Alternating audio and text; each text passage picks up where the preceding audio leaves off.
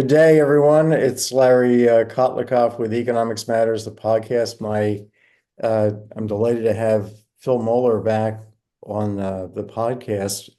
Phil is my long-term friend, co-author of Get What's Yours: The Secrets to Maxing Out Your Social Security. Uh, he has a Get What's Yours for Medicare uh, book that is in its just been released. A new version's just been released, and I wanted to get Phil on to talk about the new version, the new edition of the book. But it's also Medicare open enrollment uh, period, and this means that tens of millions of older people over 665 and older who are on, almost all of whom are on Medicare, have to make a decision about whether to stick with their current provider or to go to a new provider. Phil's going to tell us a bit about those options and remind us about those options and help us kind of give us some guidance about that. But we also want to talk about Phil's Substack newsletter called Aging in America,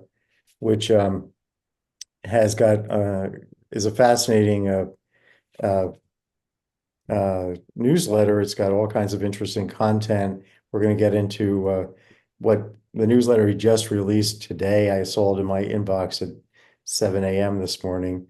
And so we'll start out by having Phil just kind of quickly remind us of his background. He's been one of the top personal finance journalists in the country for years, and he's continuing that. He worked for U.S. News and World Report for many years, but many other uh, major media outlets. Phil, great to have you.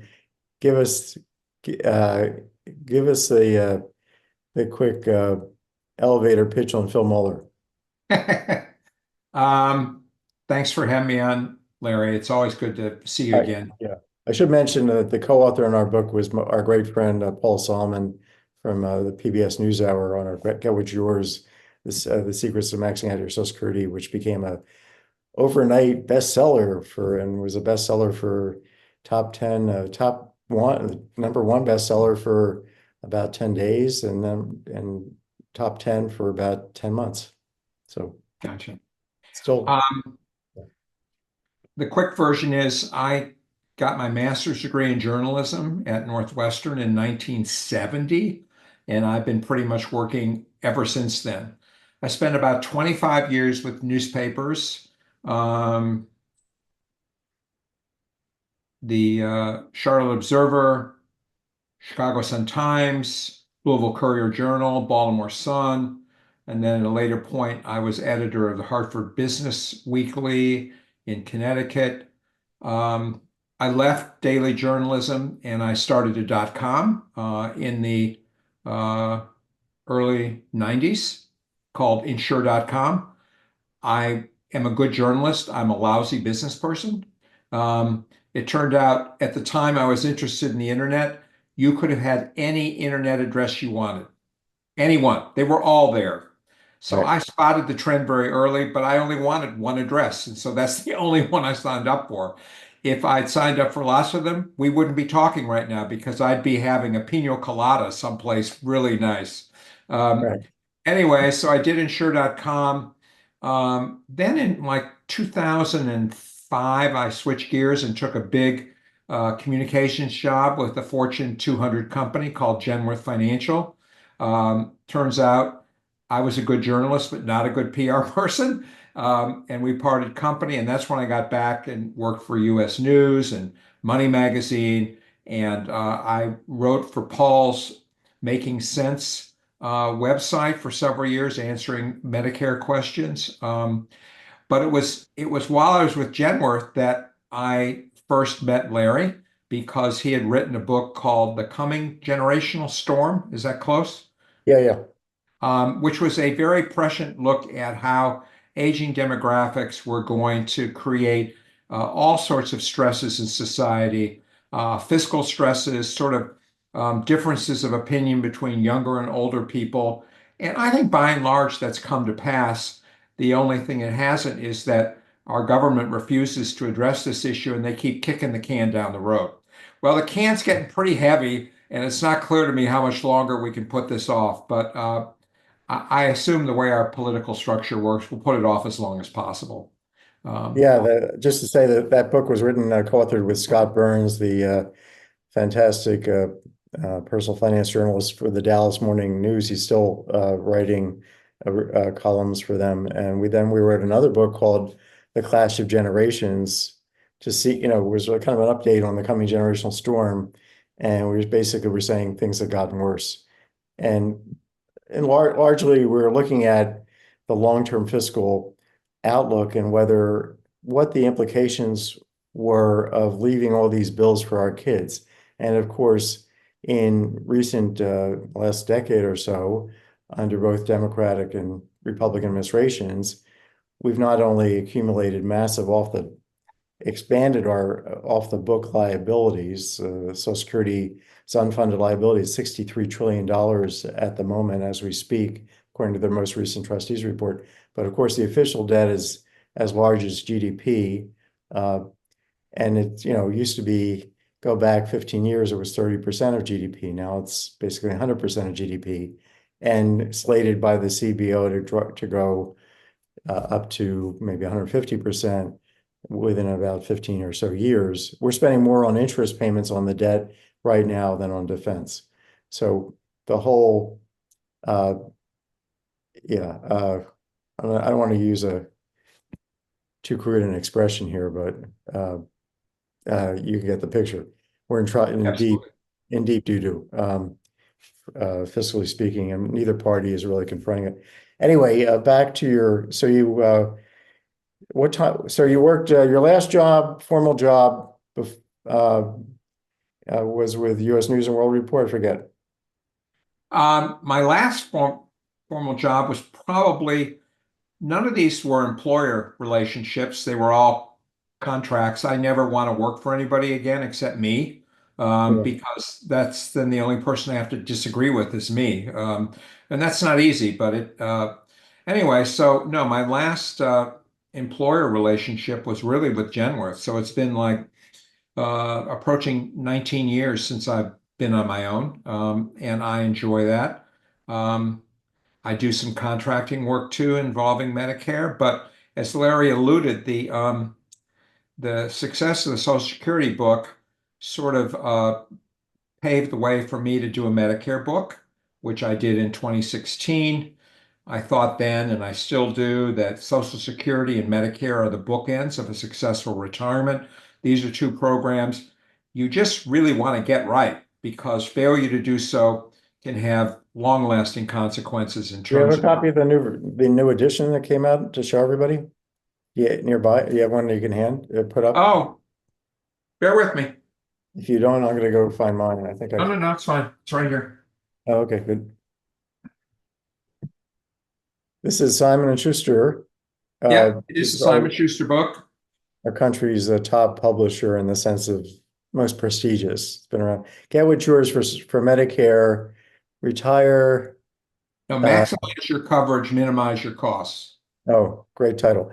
I subtitle. I guess I had missed that subtitle in the past, but that's cool. And yeah, so it just came out, right?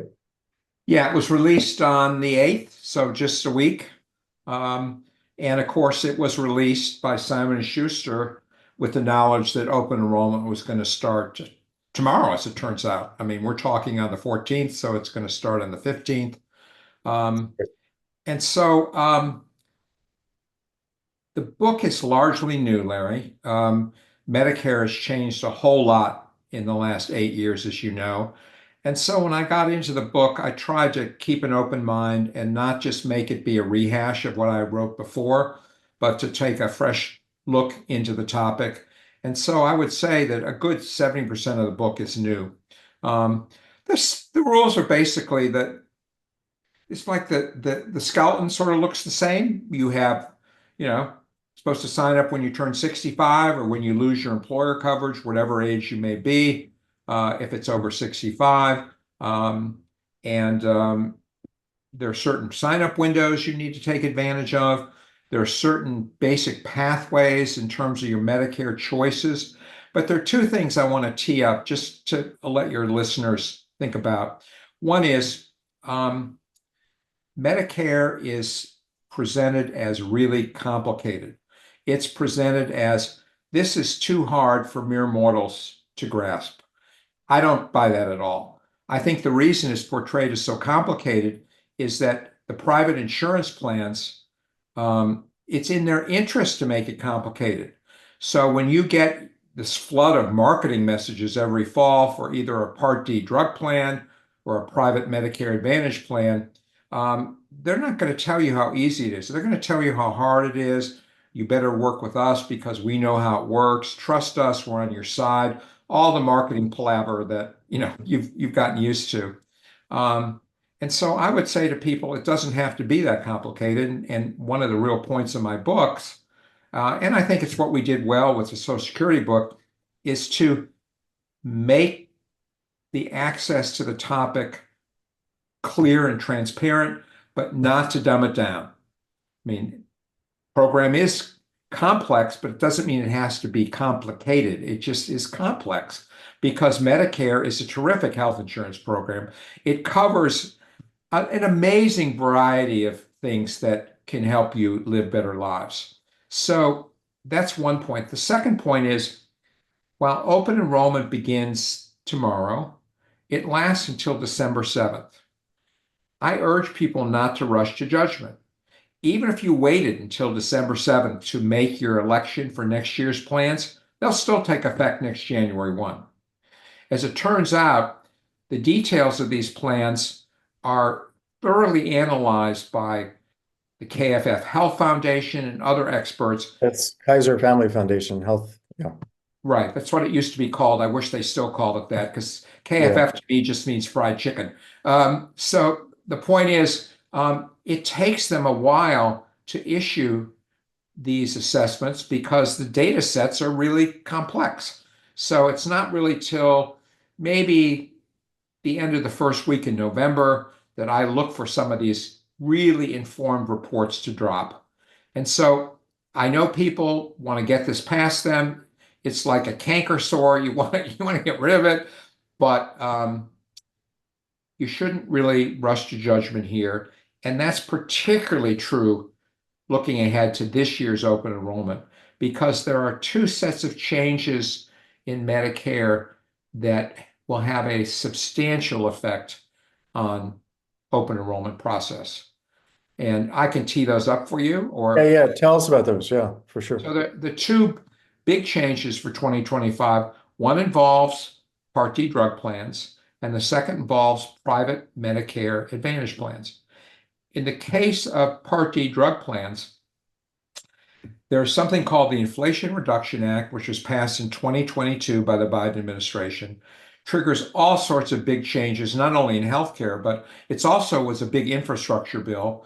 I'm not going to talk about the infrastructure components, but in terms of Part D plans, it set in motion several things. First, gave us a $35 cap on monthly insulin. That's a big deal, very important. Secondly, it said that Medicare for the first time would be allowed to negotiate the prices of expensive drugs with pharmaceutical companies. When Part D plans were created 20 years ago, the legislation expressly forbid Medicare from negotiating for drug prices. Well, Medicare is the 800-pound gorilla of healthcare, and you basically tied its hands and didn't allow it to use that market clout to help consumers. So that provision in the law allowed Medicare to name 10 drugs for the first round of negotiation. Those new prices, which have already been announced, will take effect in 2026, not next year, but the year after. And then there's a sequence of 3 years following where there'll be another set of new drugs in 2027, 28, and 29. And by the time you're finished, there's going to be upwards of 60 drugs that presumably will enjoy substantial price cuts. They're split between Part D drugs, which is the ones you administer yourself, and what are called Part B, as in boy drugs, in Part B of Medicare. Those are medications that are usually administered in an outpatient setting. They include the really expensive chemotherapy drugs that are happen in a hospital or a doctor's office. And so that next round of drugs is going to be really important. I also expect it, Larry, to include the new strain of just miracle weight loss drugs that we're starting to see are having benefits well beyond helping people lose weight, all sorts of ancillary medical benefits. To me, this class of drugs is like this generation's version of Lipitor. When Lipitor came out 20 years ago or so, it turned out to have lots of health benefits beyond simply lowering cholesterol. We're starting to see similar benefits for these weight loss drugs. And I think that the price negotiations are going to see big, big changes, and it's going to enable Medicare to more broadly cover these drugs because they carry a big price tag right now. And so the third provision of the Inflation Reduction Act that affects drugs was changing the rules of Part D drug plans.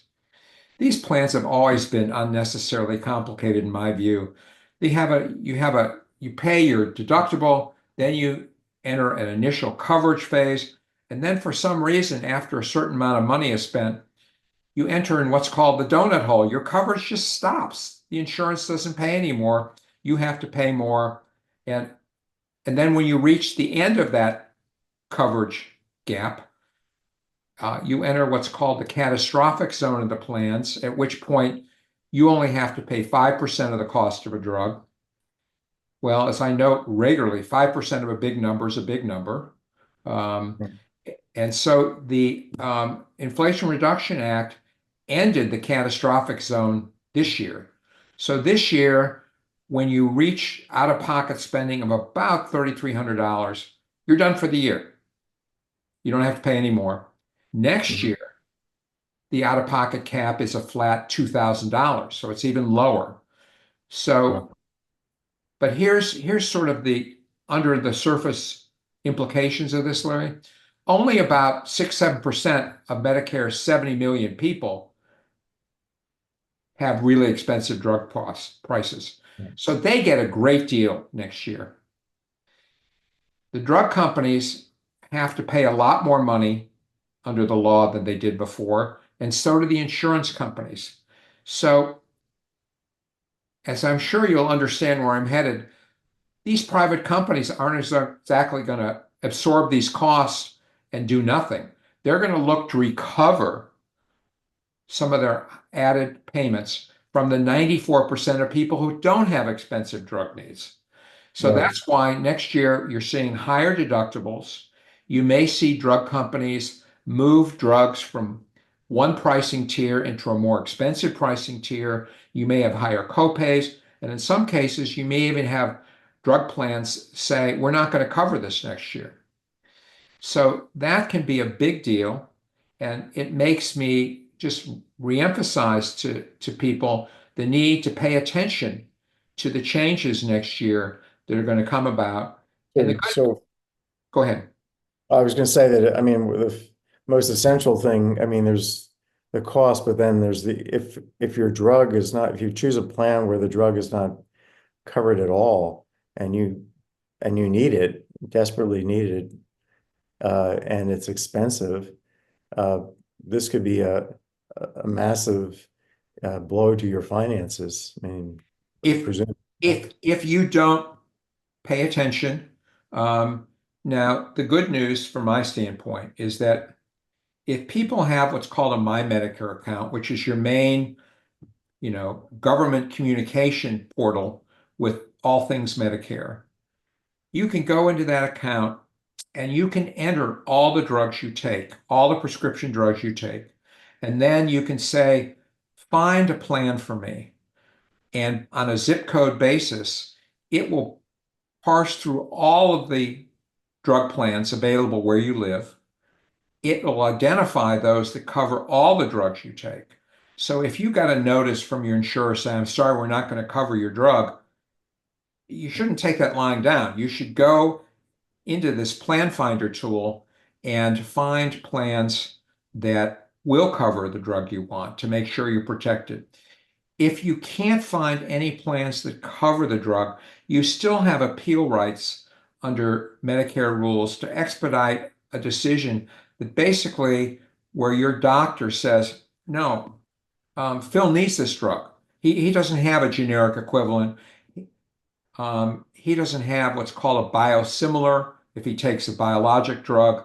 As you know, biosimilars don't work the same way generic drugs work, and in some cases, they're just not as efficacious as the original branded drug. So, you have time though for your doctor to step up for you, and your drug plan is supposed to respond in a timely fashion if your doctor says, "No, I got to take this drug." So the first step is to find a better drug plan for you. The second step is to appeal the exclusion of the drug you want from your coverage next year. And that's the advice I give people. So Phil, I mean, this sounds enormously risky if you choose a drug plan that doesn't, and you don't pay attention. So it's extremely important for people to read your new book. Show the cover again one more time here. Oh, geez. Yeah, here it is.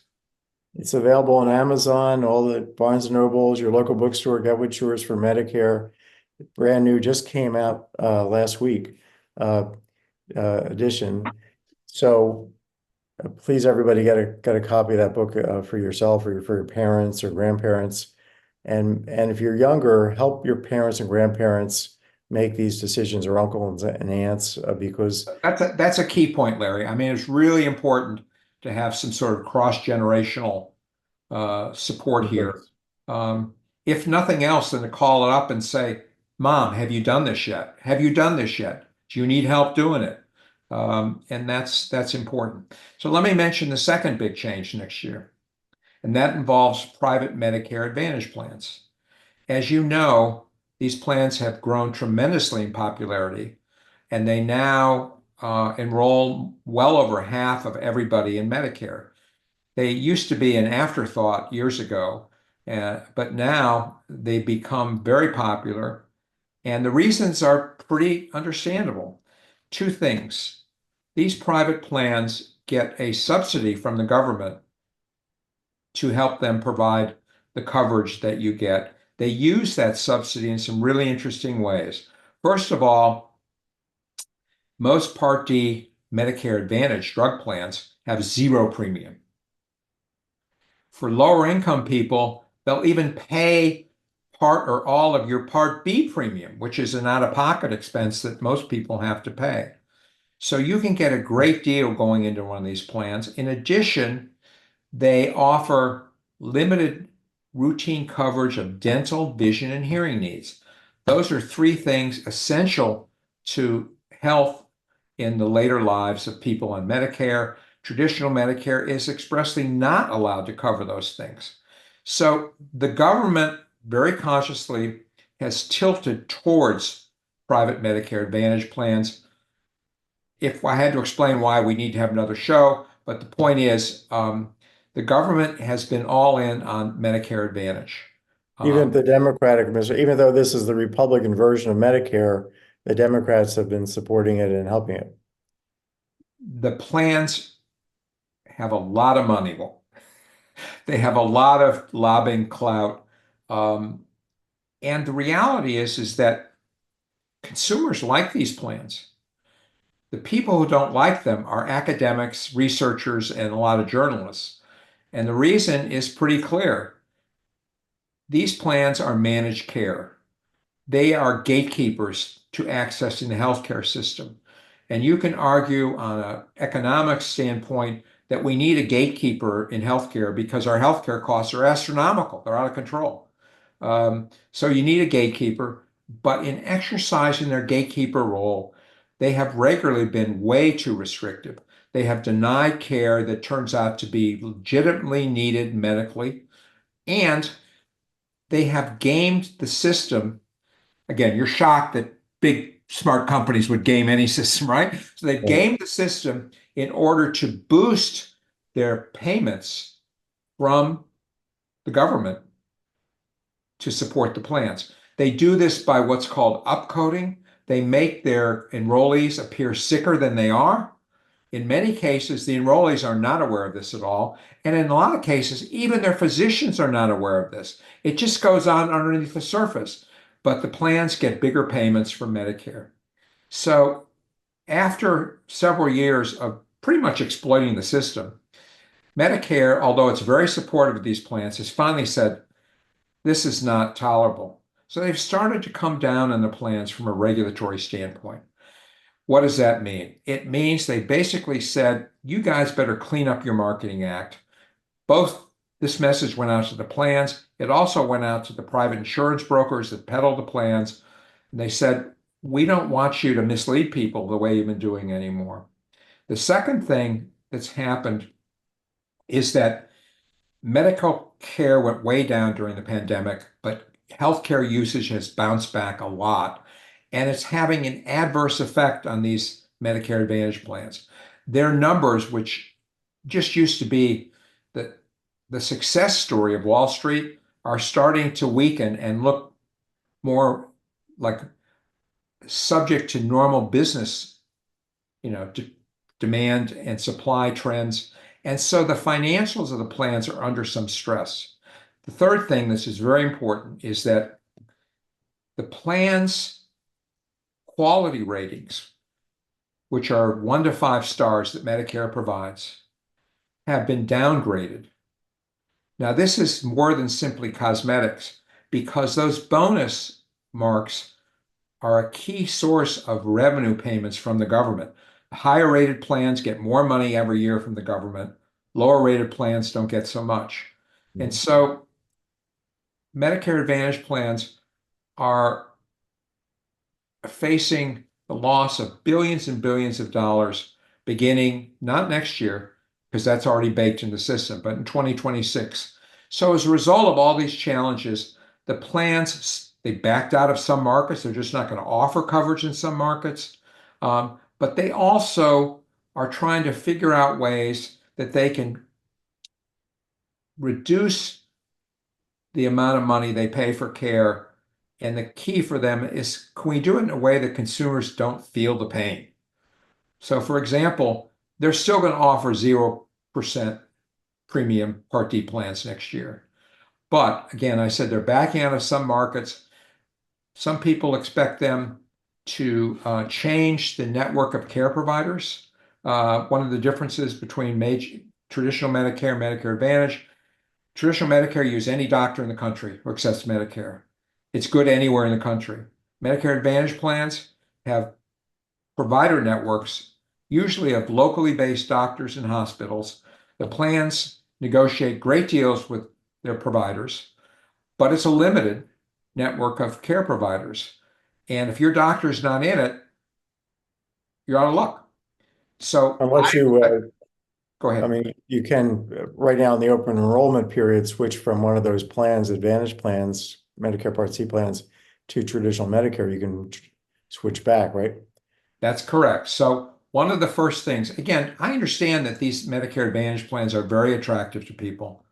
I also understand, based on research, that their quality is improving slowly. It used to be that the knock on them was that if you were healthy, they were fine, but if you got sick, you didn't want Medicare Advantage. You wanted traditional Medicare. That's less and less the case. These plans have improved the quality of their care. It turns out, Larry, that in some cases, less care can be better for your health as well as saving you money. We get a lot of unneeded care in this country, and traditional Medicare encourages over demand for care because there's no gatekeeper. If I want a provision, I get it. I had a new shoulder done last year. Not something I would recommend as a holiday treat, but I was able to go to 3 good shoulder surgeons because I wanted to make sure I got the person who had the right fit. I went to 3 appointments. I had 3 sets of imagery done, 3 consults. Medicare paid for each one of them. And my point in the book is, well, that may have been good for me, but I don't think it was good for the taxpayer. This is not a good use of healthcare. The point is, people need to pay attention. They need to do 2 things that they don't like to do. They need to call their doctor.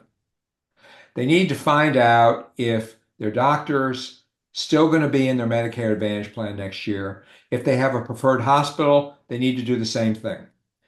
And then, and this is the big one, they actually need to figure out how to talk to their insurance company. People hate to talk to insurers because bad things happen when you talk to insurers. But you need to practice what I call pleasant persistence.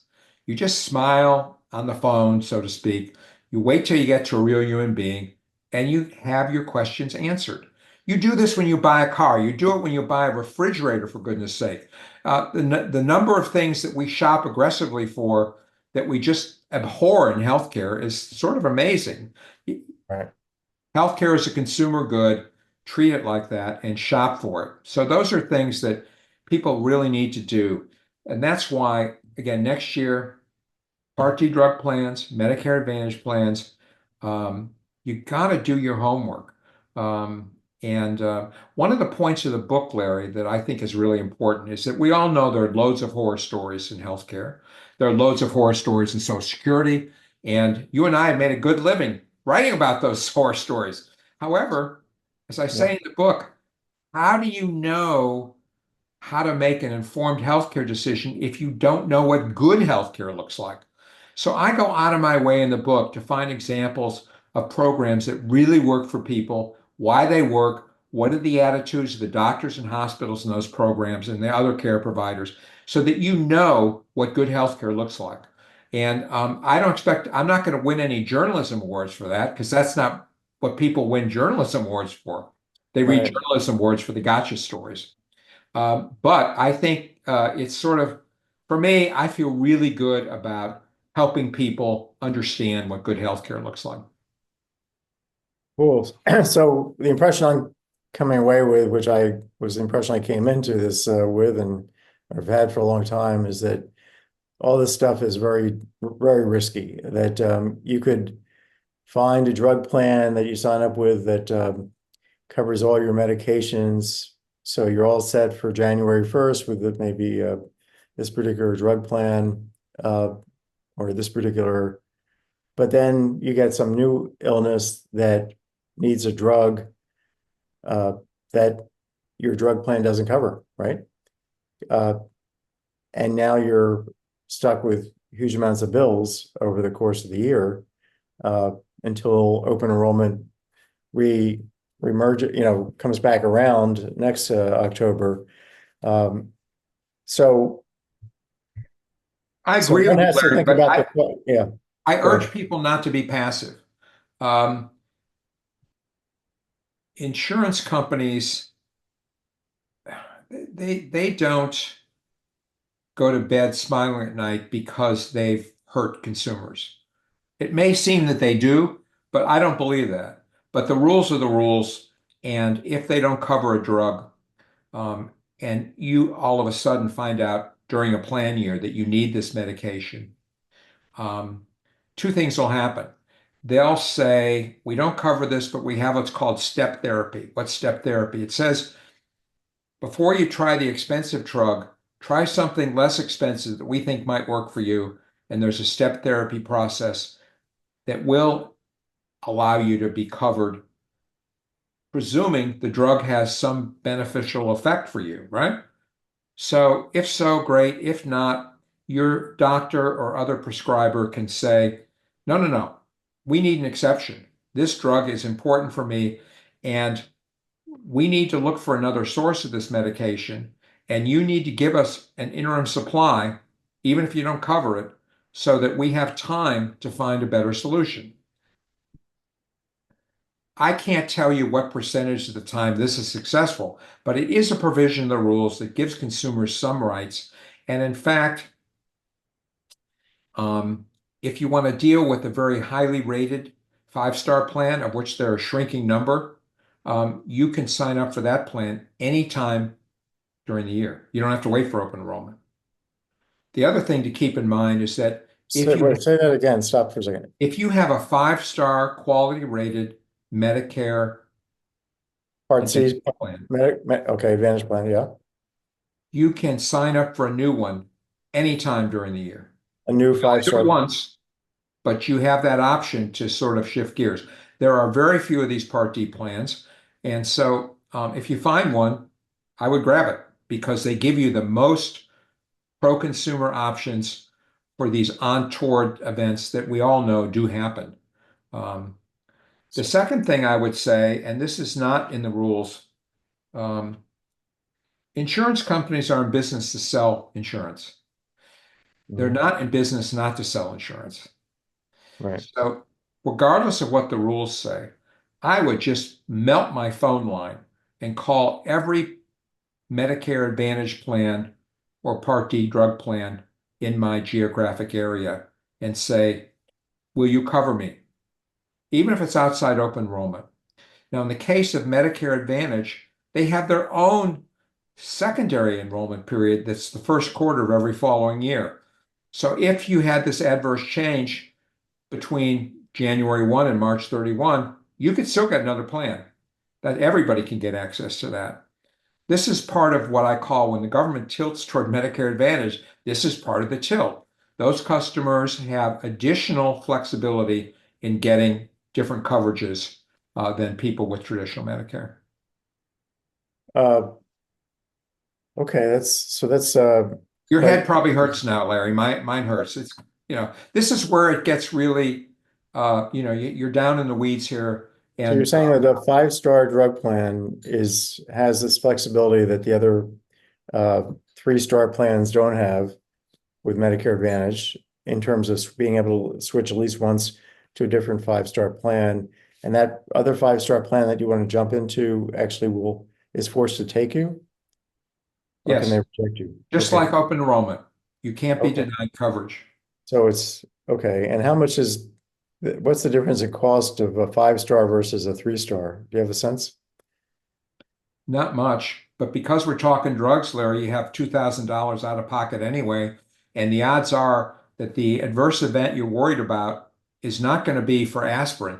It's going to be for a costly drug that you Yes. can't afford to buy in the cash market. But I do want to also alert people the fact that cash drug prices are coming way down. There are a number of disruptive companies led by Mark Cuban, Mr. Shark Tank, Mr. former Dallas Mavericks big shot. He's a smart dude, and he has started Mark Cuban Cost Plus Drug Company and offers really good rates on generic drugs. I mean, really good rates. I have an example in the book. Mark actually, yeah, I just want to interject. Mark's actually one of my subscribers to my Substack. So occasionally sends me emails about this or that. And He so, is an Energizer bunny. I mean, he's out there all the time. He's become an advisor to the Harris campaign, and he knows his stuff. I mean, this is somebody yeah. whose views I take seriously. Uh, he does have a dichotomy, which you may know about, which is that he's tremendously supportive of pro-consumer rules in drugs, but he does not like Lisa Khan at the FTC because she's not his buddy when it comes to crypto regulation. So it's basically, well, I love everything, but off with her head. She should not be there anymore. Nice. Okay, got it. So I interrupted you. What else I think you were going to say something about I forget what we were talking about at the moment. Um, I was going to say that, um, the book really does try to break these decisions down into digestible components because you can't you can't process all this stuff at once. It's just your bandwidth is taxed. So I think people should identify their needs, look for targeted assistance for those needs, and then not be passive. You really have to be proactive. One of the mantras from the first edition of my book was, in fact, the title of the opening chapter 8 years ago was "No One Ever Told Me." Well, Medicare doesn't tell you stuff. Social Security doesn't tell you stuff. You have to look out for yourself. Uh, I believe that Medicare does provide the tools that allow you to do this, but you have to use the tools. Bottom line. So yeah, let me put a plug in for our prior book at this point, which is about Social Security. which has got 22,000 pages of rules in its program operating manual system, about 2,728 rules. These are secondary rules about the 2,728 main rules in its handbook about its 13 to 15 benefits, if you, depending on how you count them. So this thing is incredibly complex. You can easily lose. I just put out a Substack this morning talking about asking Google's AI 5 questions about taking Social Security benefits. They're very important questions. They could mean $200,000, $300,000 in some cases. It got all 5 questions wrong, uh, which is expected because it's learning from all the wrong information, misinformation, as well as the correct information. But the misinformation swamps the correct information. It's reading all these questions and answers on the internet. And some of these are being generated by itself. So it's reading its own mistakes and making that part of its algorithm of answers. So Get What's Yours, The Secrets to Maxing Out Your Social Security is fully up to date in the sense that there's nothing that's changed in the program since it was revised in 2015, and we put out immediately a revised version to deal with the new law. So it's perfectly up to date, and Phil's book is perfectly up to date. It just came out. Phil, are there any? I want to ask you a couple quick things as we as kind of end things up here. Are there any Medicare Advantage providers that you particularly want to call out or shout out? Kaiser or I don't do that. And the reason is that things change, and it's often a matter of what's the best plan on the ground. Even though the market's dominated by United Healthcare, Humana, and a handful of others, some markets have really good local Medicare Advantage plans. For example, you could have a market with a big research hospital, and they have their own Medicare Advantage plan. It involves all their doctors are in the network. And if I lived in that market, those would be the doctors I'd want to see anyway. So, and you may have never heard of this plan, and they may not have the advertising reach of the bigger nationally branded health insurers. So all I can say is Medicare Plan Finder lists all those plans. They list the variables. All you have to do, simple but not easy, is make sure your providers you want are in your plan. Make sure the drugs you want to take are covered by your plan, and use Plan Finder to do this. Before we go, I need to give 3 other shout outs to parts of the book. Okay. I'm particularly really engaged with longer term shifts in healthcare that are being embraced and encouraged by Medicare. So there are 3 chapters near the end of the book. The first chapter is the movement towards value-based care, the creation of what are called accountable care organizations.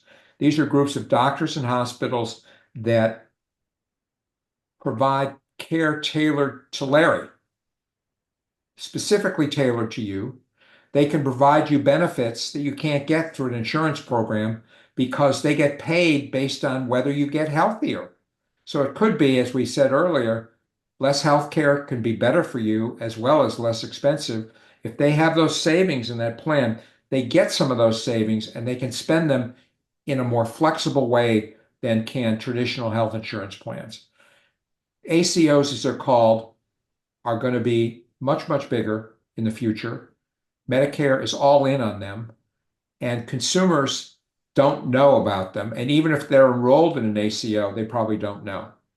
The second change, big change, is that healthcare is starting to cross the threshold into what I call non-medical care.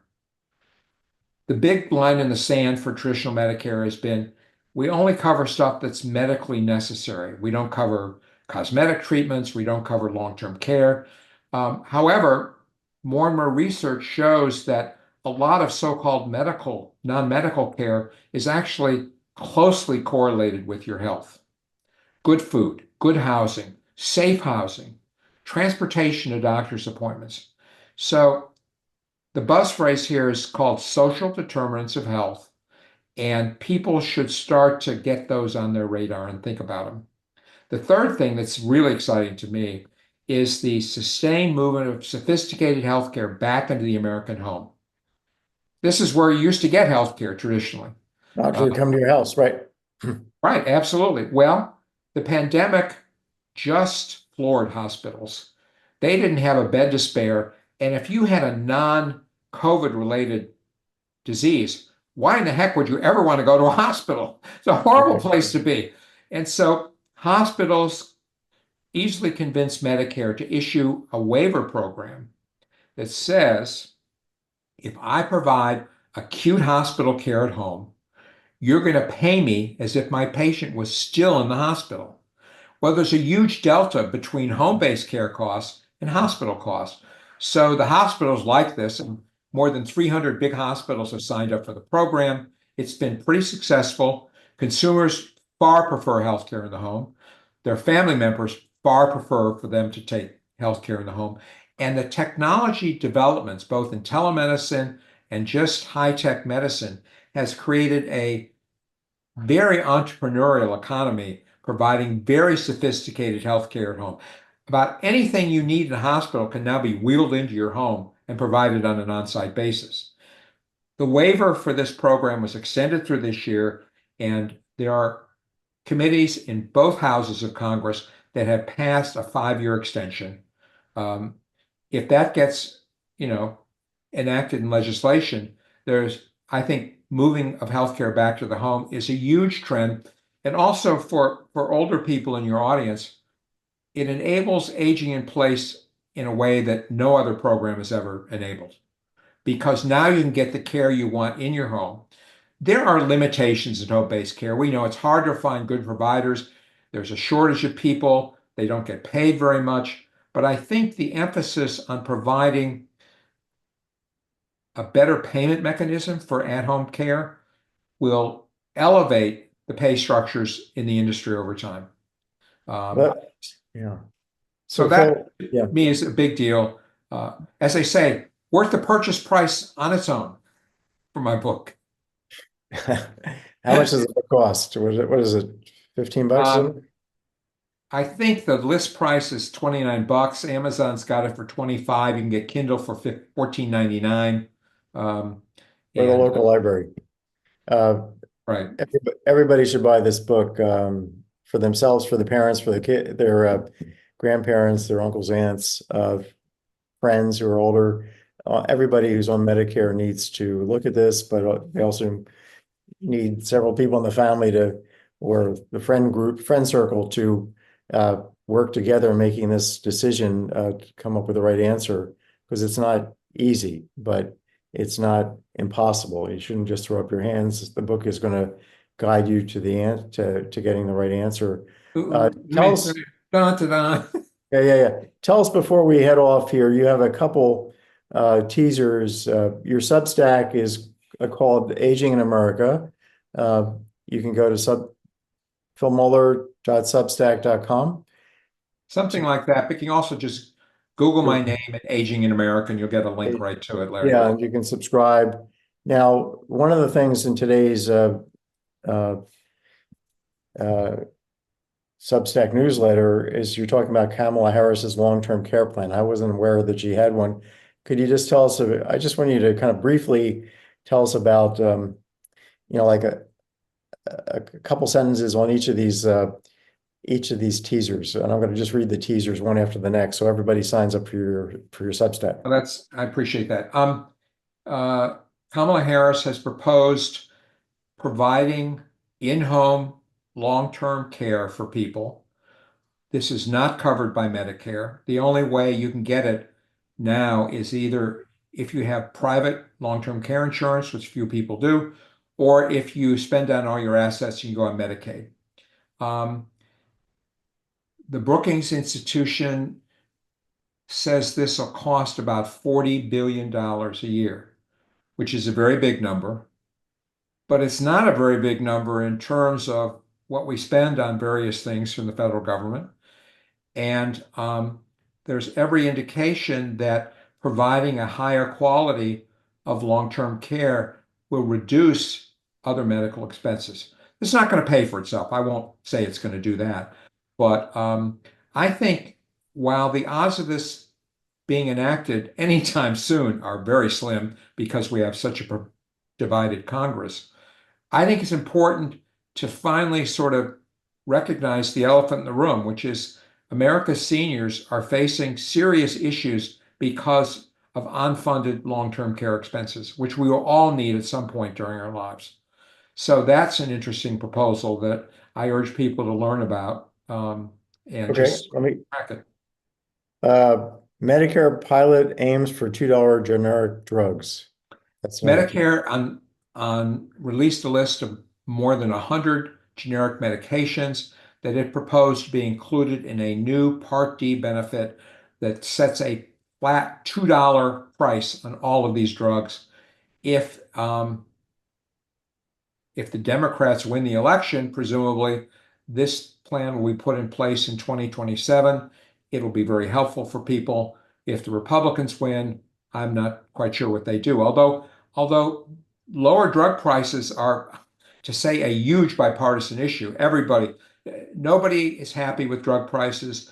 Nobody is happy with pharmaceutical companies. Nobody is happy with prescription benefit managers, these middlemen that seem to find invisible ways to siphon costs off. So okay. maybe this will survive regardless of who wins in November. So you also mentioned that Humana, United Healthcare, Aetna fall on new MA star ratings. That's just you don't need to comment on that, but human longevity gains hit the pause button, perhaps for good. Tell us about that for 2 minutes. This is a big global study that is pretty rigorous. Lead author is a guy named Jay Olshansky at the University of Illinois at Chicago.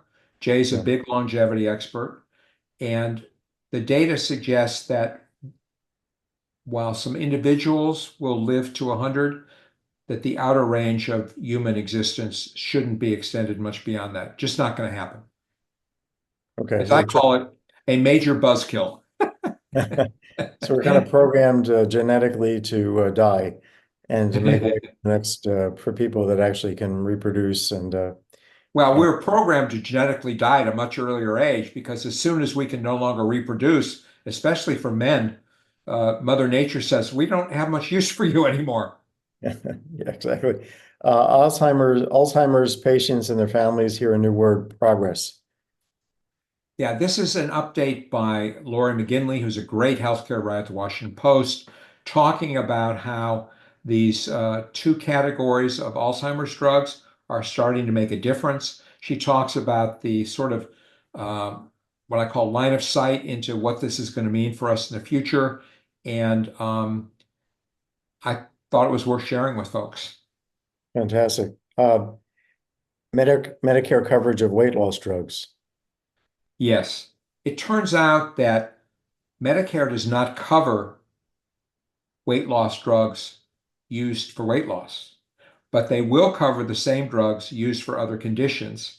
It turns out that half of all the people who want to take these drugs may already be covered for them under so-called, maybe you call them off-label, but the point is there is coverage available for these drugs. And plus there's a teaser because the pressure on Medicare to cover these drugs is becoming almost irresistible. I mean, they're so good, they provide such good benefits that I think, again, especially as part of the drug negotiation process under the Inflation Reduction Act, I think the lines are converging that these drugs are going to get covered. Fantastic. Okay, two other things. One is what's inflammaging and why should you care?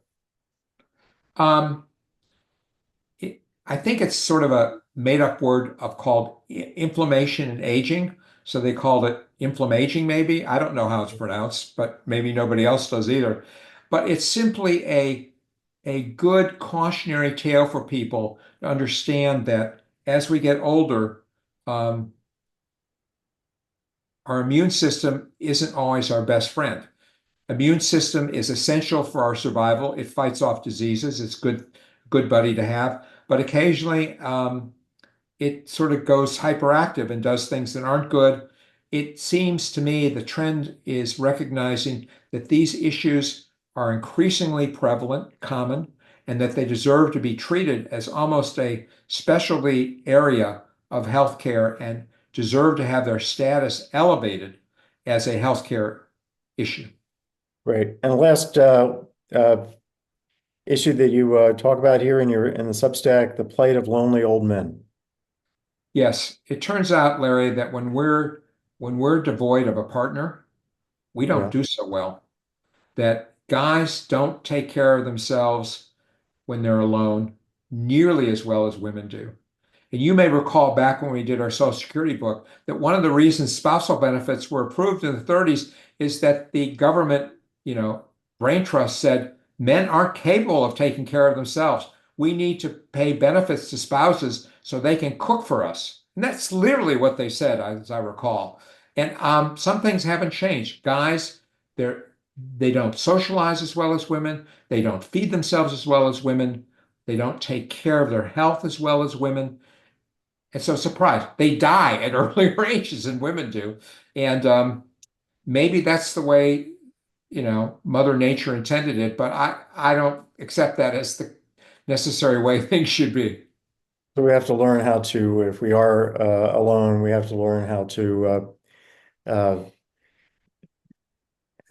to worry about, that we don't fall into that trap of despondency or depression, and that we make it our business to to hang in there and I would call it the ultimate case of man up.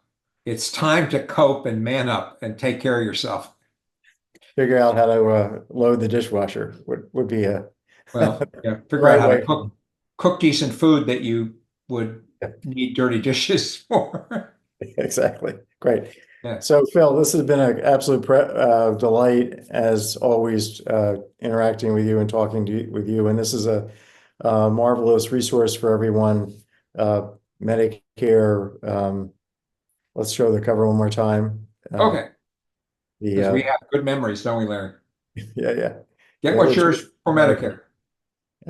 so get that, get what's yours for Social Security, and you'll be set up for the two key decisions you have to make in retirement.